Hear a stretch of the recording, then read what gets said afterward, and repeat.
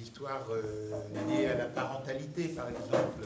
Avem și povestiri legate de parentalitate. Par exemple, il y a le petit enfant qui revient du Talmud Torah. Copilul care Et vine înapoi le de la papa il lui dit non, qu'est-ce que tu as appris, qu'est-ce que tu apprends au Talmud Torah? J'ai appris le Kaddish. Îți spune, am învățat Kaddish. Comment ça t'as appris le Kaddish? La prière sur le nom. Il va voir le Rebbe. Il dit Rebbe, tu lui apprends le Kaddish déjà? Îl înveți deja Kaddish? Je suis pas encore mort. Et le Rebbe dit oui, mais à la vitesse à laquelle il apprend. După viteza cu care învață, adică vă dați seama că este o antifrază. Da.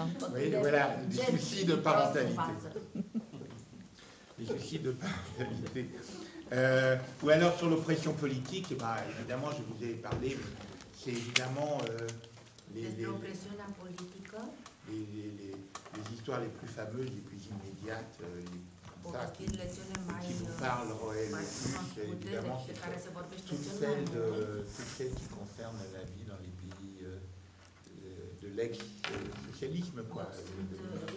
Sunt despre viața în țările socialiste, ex-socialiste. C'est Brejnev qui est dans le transsibérien. Brejnev în transsibérian. Avec la moitié du bureau politique du Parti communiste du Soviétique. Cu jumătate din biroul politic al Partidului Comunist. Il traverse la Sibérie. Străbate Siberia. Et puis il voit des gens qui travaillent le long de la voie ferrée. Și vede oameni care lucrează de-a lungul căii ferate. Alors Brejnev se précipite à la fenêtre du wagon. Deci Brejnev se repede la fereastra vagonului. Et il salue les gens qui travaillent le long de la voie ferrée. Salută pe cei care lucrează. Gloire et honneur à la marine soviétique. Slavă marinei sovietice. Les types du bureau politique qui sont avec lui, ils Cei disent din rien, biroul politic sont care sunt embarrassés. cu el sunt stânjeniți. 50 km plus loin, il y a encore des gens qui travaillent le long de la voie ferrée. Brejnev se jette à la fenêtre. Gloire et honneur à la marine soviétique. Din nou, onoare marinei sovietice. Les types du bureau politique sont encore plus gênés. Ils n'osent même plus se regarder entre eux. Cei de la grupul politic sunt și 20 mai km plus loin, il y a encore des types qui travaillent le long de la voie ferrée. După Brejnev 20 se jette à la alții, fenêtre. Gloire et honneur à la marine soviétique. același lucru, Ils slavă sont marinei gênés, il est devenu sovietice. gâteux, etc. Iar ăștia spun s-a ramonit. Alors il y en a un qui se défoue, il se dévoue. Atunci unul dintre ei totuși Il prend Brejnev par la manche. îl ia de cot. Léonide, les marins, les rayures, elles sont horizontales. Leonid, pentru marinari, dungile sunt orizontale. Deci ăștia erau... Da. Oui. Voilà. Alors vous avez celle-ci, vous avez, oh, elle manque pas. Vous avez celle-ci aussi, c'est Moïse qui était un vieux militant du Parti communiste. Cealaltă glumă, Moise, vechi militant al Partidului Comunist. En Pologne. În Polonia. Et il va faire des courses, il va pour acheter de la viande. Et le boucher lui dit qu'il n'y a pas de viande. Și măcelarul îi spune că nu e Ce carne. n'est pas une nouveauté. Ceea ce nu e ceva nou. Et Moshe, il se met en colère. D'un seul coup, il rompt tout il ne se contient plus. Deci nu se mai stăpânește. Mais quel régime épouvantable, mais quel régime Dar ce pourri. regim înfiorător. Mais j'ai gâché mon existence. Mi-am distrus existența. 50 ans de combat pour le socialisme. Après 30 ans de socialisme, il n'y a toujours pas de viande dans les boucheries. Și după 30 de ani de socialism tot nu avem carne în măcelării. Vraiment, mais quel gâchis de vie, quel malheur. C'est un régime pourri, il se met à crier dans la rue. Et il y a un milicien, un jeune milicien, qui passe et qui dit grand-père, tu te tais et tu retournes chez toi. Comment tu me parles? Je suis un vieux militant communiste de 50 ans. Et tu me parles comme ça? Moi, je te dis d'expérience, et j'ai honte, mais je te dis d'expérience, C'est un régime pourri. Le milicien lui dit, tu rentres chez toi immédiatement et sois content parce qu'il y a 10 ans, on t'aurait déjà fusillé. Și milițianul îi spune, te duci imediat acasă și fii mulțumit pentru că acum 10 ani ai fi fost deja împușcat. Il rentre à la maison, il ouvre la porte, blême, le visage très déconfit. Fața descompusă. Sa femme, Sarah, elle lui dit, mais qu'est-ce que tu fais cette tête? Qu'est-ce qui se passe? Sara îl întreabă, dar ce-i cu Il dit, tine? la De ce situation, elle arăți est așa? épouvantable. Situația este îngrozitoare. Bah quoi, qu'est-ce qu'il y a? Dar ce s-a Il n'y a întâmplat? pas de viande dans les boucheries. Bon, ça, c'est pas une nouveauté, ça fait 30 ans que c'est comme ça. Carne în măcelării. Păi, dar asta nu e o noutate, de 30 de ani așa. Ouais, mais il n'y a plus de munitions non plus. Dar nu mai au la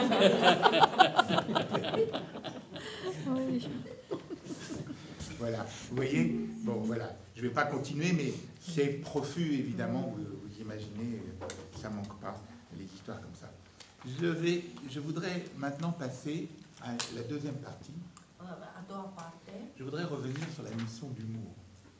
Aș vrea să revin asupra noțiunii de umor. La question du rire, elle a été consignée dès l'Antiquité. Problema râsului a fost semnalată încă din antichitate. Vous savez, l'homme, Aristote par exemple disait que l'homme était un animal parlant, était un animal politique. Bon, j'insiste toujours là-dessus, mais ça c'est mon, j'insiste toujours, c'est pas social, c'est politique. Parce que des animaux sociaux, il y en a d'autres. Il y a les abeilles, il y a les fourmis. Mais, donc, c'est un animal politique. Et il consigne également que c'est un animal capable de rire.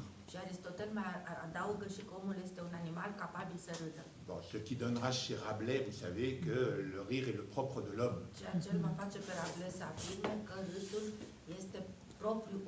Mais le rire des anciens, celui que connaît Platon, quand il en parle, Aristote, mais aussi Cicéron, Quintilien, c'est toujours un rire de moquerie. C'est un rire de raillerie. Par exemple, dans Quintilien, dans ses institutions oratoires, il dit le rire est dérision.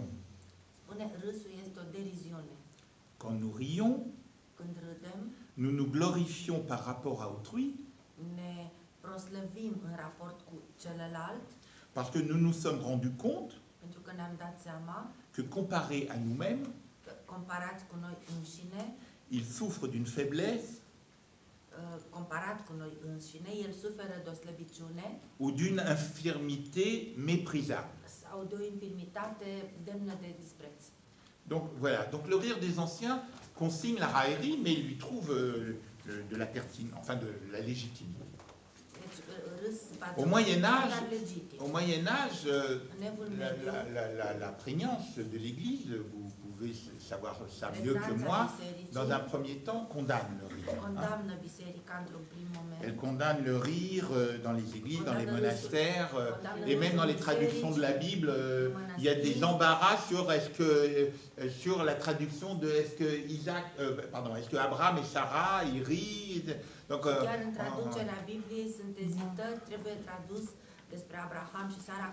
l'autre motif, c'est que le rire est un rire qui est corporel, le rire est toujours corporel. Donc le rire secoue le corps, le rire et il y a une volonté d'effacement du corps. Donc pour plein de raisons, le rire est condamné. Et ce qui fait que, de façon réactive, au moment de la Renaissance donne au rire une importance. Pas seulement, mais elle remet le rire sur l'estrade du débat public et du débat de pensée.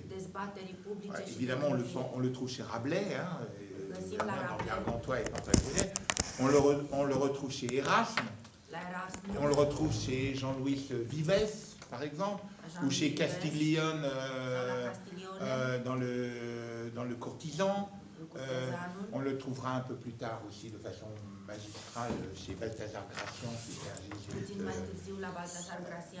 Mais ce rire-là qui retrouve sa légitimité reste un rire de raillerie.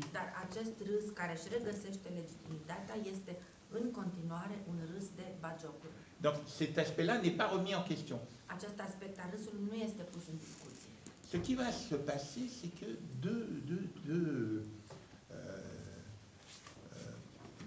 petit à petit va apparaître, va émerger deux façons de concevoir le rire autrement. Dar treptat vor apărea două modalități Par de a exemple, concepe râsul altfel. Par exemple, chez Pascal, La Pascal, dans les provinciales, în provinciale, Pascal pose qu'on peut rire sans blesser la charité. Pascal afirmă că se poate râde fără a răni caritatea. Donc le rire n'est pas pris dans l'alternative où tu te moques ou tu n'as pas le droit de rire. Deci ieșim din une espèce de alternativa dépassement, ori îți bați joc, ori n-ai dreptul să râzi. qui est un rire la possibilité d'un rire qui ne blesse pas la charité. Deci e vorba de un râs care nu rănește, nu contravine, mai bine zis, calității. Un peu plus tard, de son côté, Spinoza, par exemple, Apoi Spinoza considérera le rire comme une contribution à l'épanouissement de l'être va considera râsul et ca o une participation à sa nature divine. împlinirea ființei și o dovadă a împlinirii lui divine. Par exemple, il dira dans le traité de l'autorité politique, non pardon, dans l'éthique, excusez-moi, dans l'éthique, et il dira le rire comme la plaisanterie est pure joie, et par conséquent, pourvu qu'il ne soit pas excessif, il est bon par lui-même. Et ce n'est certes qu'une sauvage superstition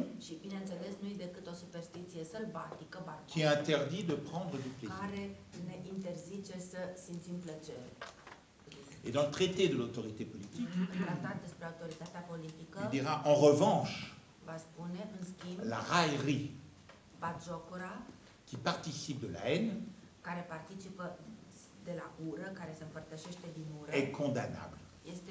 Vous voyez, donc sont en train de s'introduire là et de s'établir des petits signaux, des petits mouvements qui posent la possibilité d'un rire qui ne soit pas de raillerie.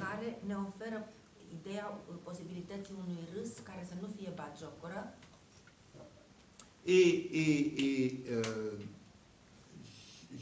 dans cette direction, Balthazar Gracian donnera toute une importance. Alors, il reviendra sur le rire aussi dans L'homme de cour, mais c'est surtout dans ses écrits de rhétorique qu'il donnera toute son importance aussi au mot d'esprit. De façon tout à fait étonnante d'ailleurs. Le mot d'esprit, il dit c'est l'imitation du Saint-Esprit. Il ne dit pas l'imitation du Jésus-Christ, il dit l'imitation du Saint-Esprit. Acest cuvânt spiritual este o imitare a Duhului Sfânt, a Spiritului Sfânt. Alors quand moi j'ai lu Balthazar Gracian, désolé, c'était une découverte absolument formidable, parce que c'est un auteur absolument... mais je découvre une histoire que je connaissais d'avant, qui se trouvait dans le mot d'esprit et ses rapports avec l'inconscient de Freud.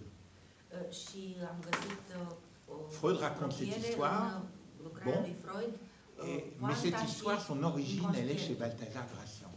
Alors je ne sais pas si Freud a lu Balthazar Gracian, je ne crois pas, peut-être que oui, mais l'histoire a vécu et s'est relayée à travers les générations et finalement est arrivée à la connaissance et à l'oreille de Freud. Et voilà un exemple de l'imitation du Saint-Esprit que donne Balthazar Gracian. Charles Quint se promène dans son empire, passe dans un village, il passe dans un village et il aperçoit de son carrosse, il aperçoit un jeune paysan qui lui ressemble comme deux gouttes d'eau. Alors, tellement surpris, il va voir le jeune paysan et dit ta mère n'a pas travaillé à la cour de mon père? Et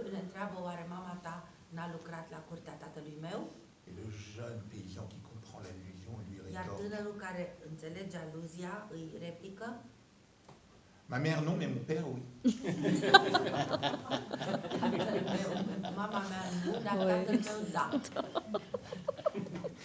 Et Balthazar Gracian dit voilà, Voilà. L'ingegno, hein, l'ingegno, c'est le nom mis par les anciens sur l'intelligence, l'ingéniosité spirituelle, etc. Et d'ailleurs, c'est un équivalent dans la tradition juive de la chorma, de l'intelligence sage. Hein. L'ingegno est dans la tradition gréco-latine ce que la chorma est dans la tradition juive. Mais donc voilà. Et donc Balthazar Gracian prend l'ingegno et dit voilà, c'est quelque chose de très important.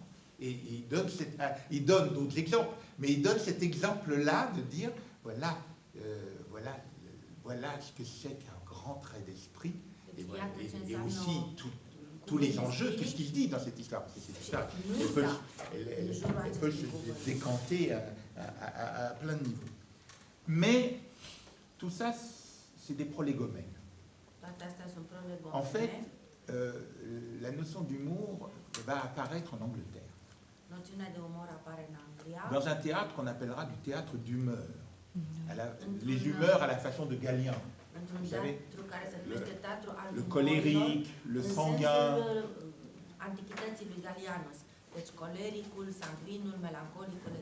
Voilà, le flegmatique, etc. Et en particulier dans le théâtre de Ben Jonson,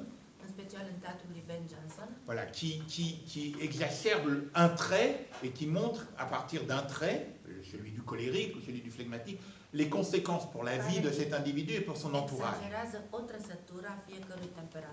C'est un contemporain.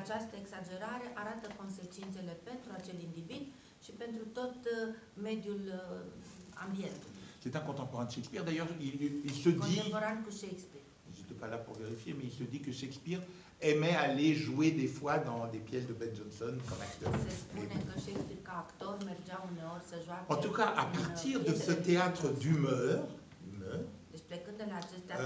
va émerger, se métaboliser la notion de conscience de soi. Et la conscience de soi, c'est la capacité à s'auto-observer. À partir de ses traits personnels, de caractère, etc. Et simultanément va émerger une autre notion, c'est la notion de non-sens. Quand le trait est tel que ça perd tout.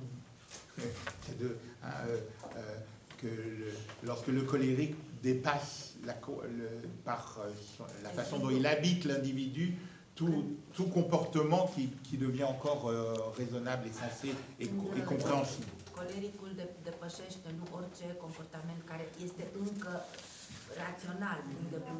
Donc voilà, il y a une espèce de glissement sémantique qui va se produire à partir du théâtre d'humeur de Ben Jonson vers l'apparition de la notion d'humour, qui est une notion qui va désigner d'abord la capacité de conscience de soi.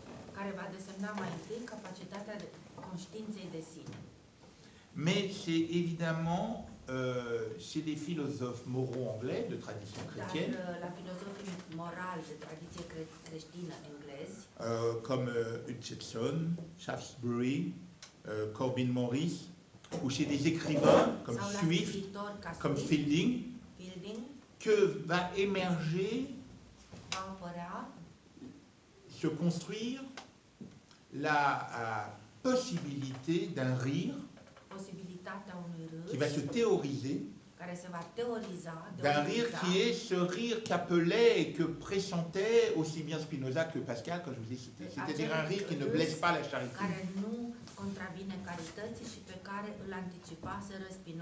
Par exemple, Fielding dit, il écrit dans une préface à un de ses ouvrages, il dit se moquer du malheur d'autrui, de la pauvreté de quelqu'un, c'est une honte. Ça ne mérite pas qu'on en rie. Rire de la bêtise de quelqu'un, de comment à travers sa bêtise il se met dans des situations impossibles. Oui, donc c'est pas. Donc il distingue. Et les distinctions se font, et c'est chez Shaftesbury que les distinctions se théorisent le plus. Dans plusieurs ouvrages de lui. D'abord, il va distinguer deux types de rire. Il va distinguer ce qu'il appellera la jocositas, c'est-à-dire le rire méchant. Il dit c'est le rire de la soldatesque, qui saccage les villes. Saccage les villes. Ou c'est le rire des hommes de cour, qui par exemple font des lancers de nains. Voilà. Il dit ce rire-là, c'est le rire mauvais. Et puis il y a un autre rire qu'il appelle l'hilaritas. On voit le bras long quand même des sémantiques issues de la Bible, parce que l'hilaritas, c'est Saint-Hilaire, c'est Hilarium, et c'est la traduction en latin de Isaac. Se vede rădăcina biblică, pentru că Hilaritas, avem numele episcopului Ilarie, deci care e traducerea în latină a numelui lui Isaac. Ce que va dire Shaftesbury? Il va dire que le trait d'esprit, l'ingénio, dont on a parlé, celui repéré par Balthazar Gracian, s'il s'articule avec un rire bienveillant comme l'hilaritas, c'est-à-dire si le tranchant vif acéré du trait d'esprit, parce que le trait d'esprit peut être mauvais, il peut être méchant, il peut être cruel, mais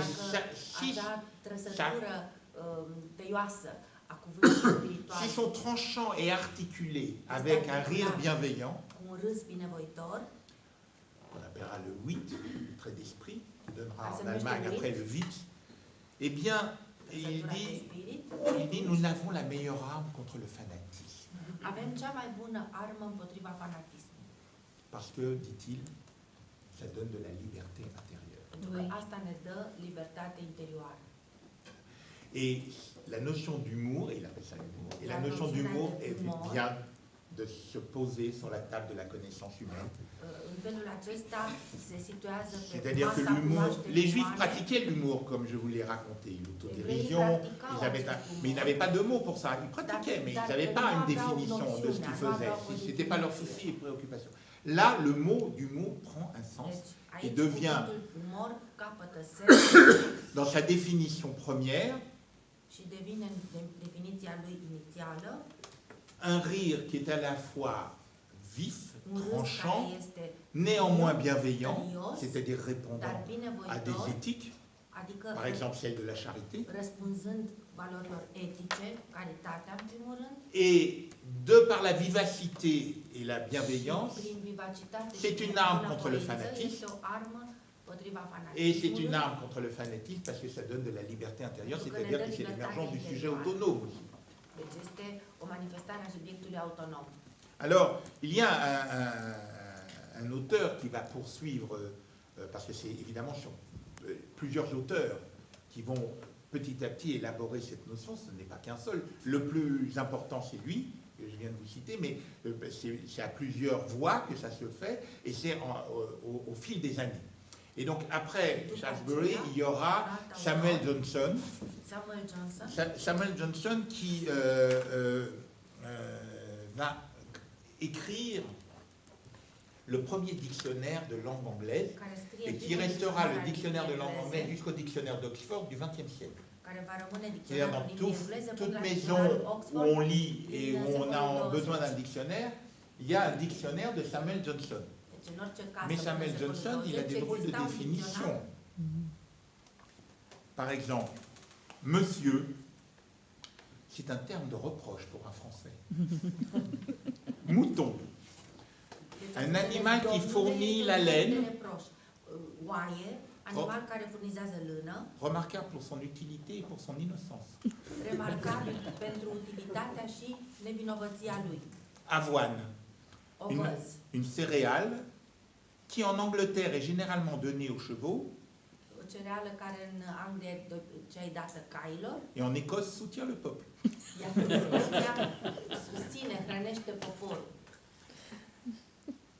Roman, une petite histoire généralement d'amour.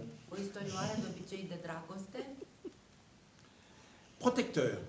Protector. Quelqu'un qui supporte, soutient, protège. Cineva care suportă, protejează, susține.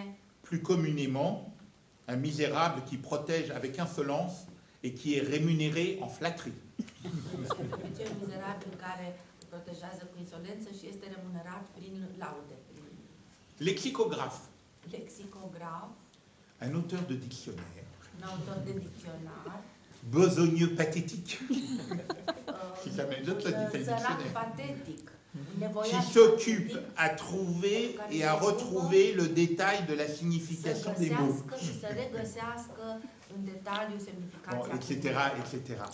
Vous voyez, c'est-à-dire que tout Anglais qui allait chercher la définition d'un mot dans le dictionnaire, il recevait une définition qui était marquée au biais de l'humour. Comment ça diffuse? C'est un très bon moyen de diffusion. Bon. Et donc il y a ce dictionnaire, et puis lui-même, Samuel Johnson, dirigera un ouvrage qui s'appellera le Gentleman Magazine. Et toute cette presse-là, il y en a d'autres qui s'appellent le flâneur, le spectateur, le paresseux. Les noms ne sont pas anodins, hein. Le flâneur, le spectateur, le paresseux. Ça nous dit deux choses.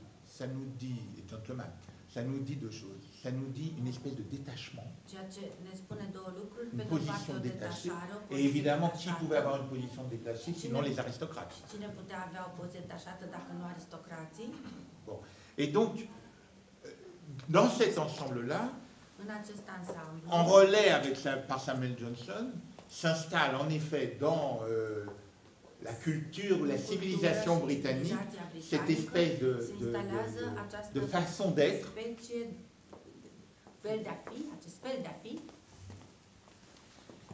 qui porte le nom d'humour. Si on résume, nous avons l'humour juif et l'humour anglais. Les Anglais inventent le nom. Hein? Cet humour-là, nous avons dit, Emmanuel Berle pensait qu'il était plus propre, pas exclusif, mais plus spécifique aux Anglais et aux Juifs, et il disait c'est à cause de la lecture de l'Ancien Testament, c'est-à-dire la capacité au fond d'avoir comme livre originel une espèce d'inventaire de qu'est-ce que l'humanité.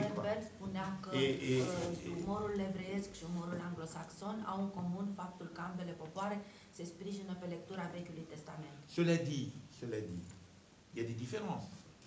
L'humour des Juifs, c'est un humour d'outsider. Du petit peuple. L'humour anglais, c'est un humour d'insider, d'aristocrate. Hein, c'est pas négligeable. L'humour juif pratique l'autodérision. L'humour anglais va pratiquer quelque chose qui va bouger singulièrement par rapport à la tradition gréco-latine. C'est au lieu de viser le ridicule chez l'autre, on pointe le ridicule partagé. Le ridicule qu'on partage dans notre misère humaine ordinaire. Évidemment, la première chose, on est chez les aristocrates, donc le premier ridicule partagé, c'est la vanité.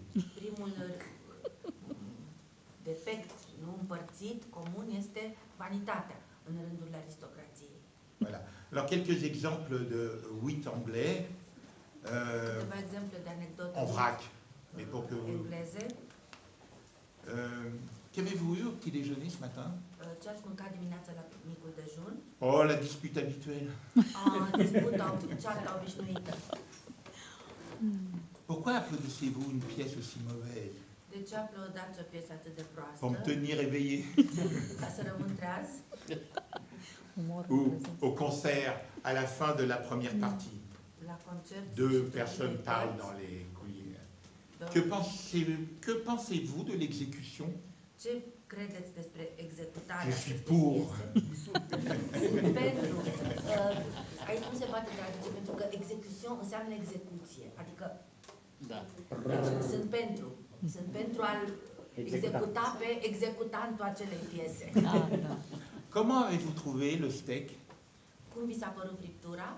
Avec une loupe. Nu.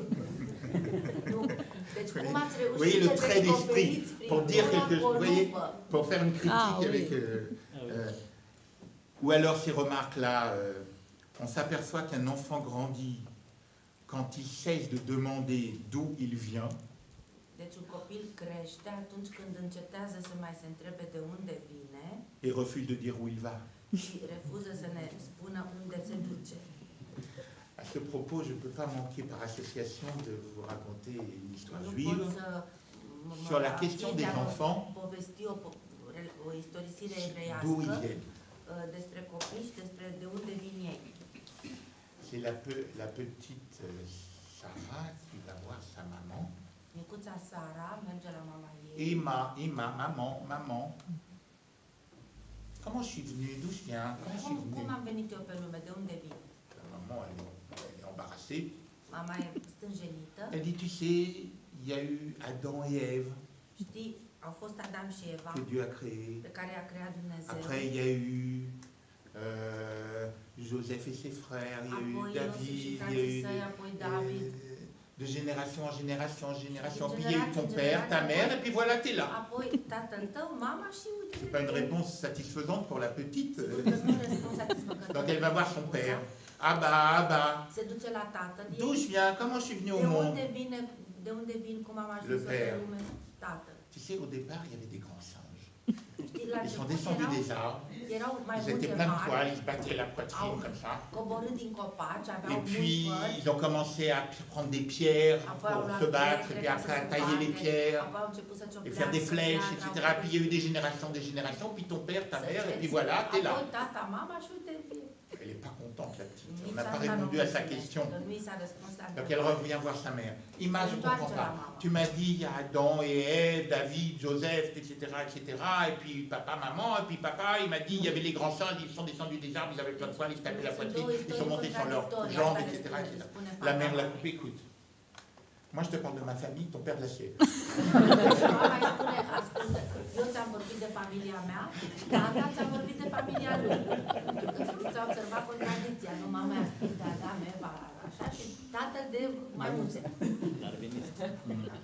Alors, autre bon, j'ai fait cet aparté, mais autre forme de l'humour britannique, de ce witticisme britannique.